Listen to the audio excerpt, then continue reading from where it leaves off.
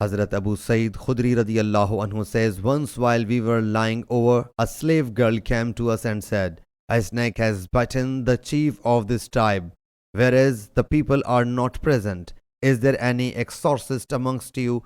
Thereupon a man amongst us got up, though he had not heard of him, that he could faith heal.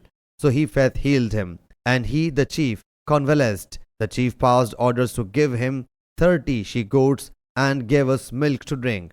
When he returned, we said to him, do you know how to insufflate well, or do you insufflate? He said, no, I did not insufflate, but only with chapter Fatiha.